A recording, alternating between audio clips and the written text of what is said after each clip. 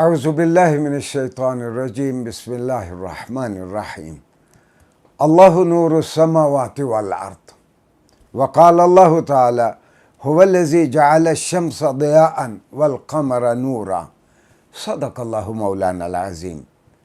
ناظرین گرامی، یہ سورہ نور اور سورہ یوسف کی دو آیات کے میں نے ٹکڑے آپ کی خدمت میں پیش کرنے کا شرف حاصل کیا۔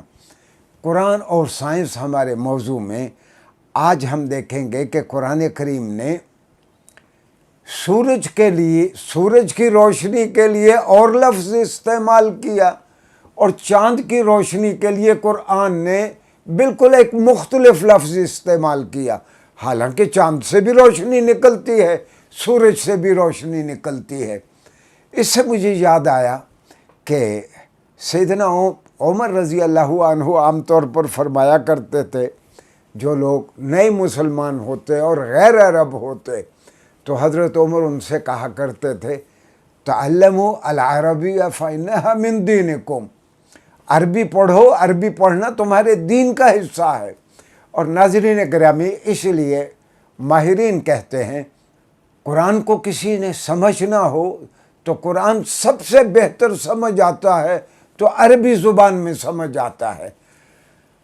میں ان آیات کا ترجمہ عرض کرتا ہوں کہ سورہ نور کی آیت میں کہا گیا، اللہ ہی آسمانوں کا اور زمین کا نور ہے۔ اللہ ہی روشنی ہے آسمانوں کی اور زمین کی۔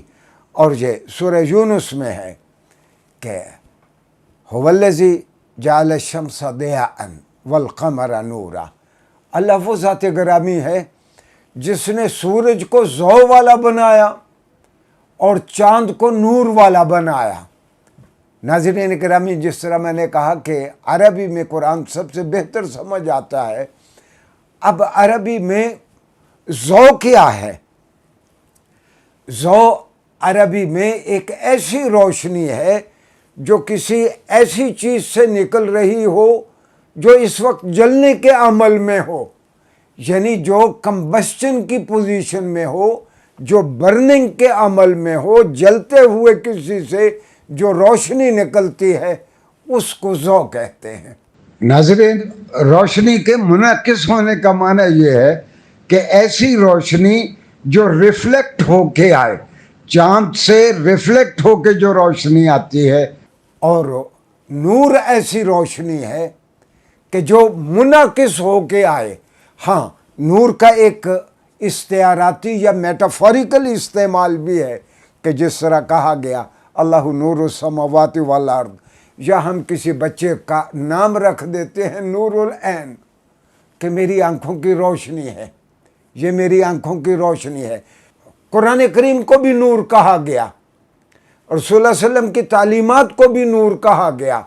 حضرت امام شافعی کہتے ہیں العلم نور من الہ، امام شافعی کے ایک شعر کا ایک مصرع ہے کہ العلم نور من الہ، جو علم ہے یہ اللہ کی جانب سے ودیعت کردہ نور ہے۔ تو نور ایک روشنی ہے۔ البتہ قرآن نے جو ضوء کا لفظ استعمال کیا وہ سورج کے لیے کیا، اور ضوء وہ روشنی ہے جو کسی ایسے وجود سے نکلے جو اسٹیٹ آف کمبسچن میں یا جو جلنے کے عمل میں ہو۔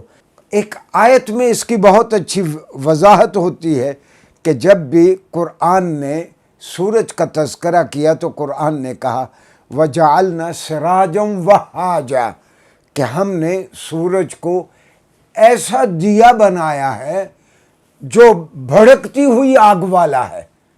سورج کو ہم نے ایسا دیا بنایا ہے جو ضوء والا یعنی بھڑکتی آگ والا ہے، اور چاند کو ہم نے منیر یعنی نور والا، روشنی والا بنایا ہے۔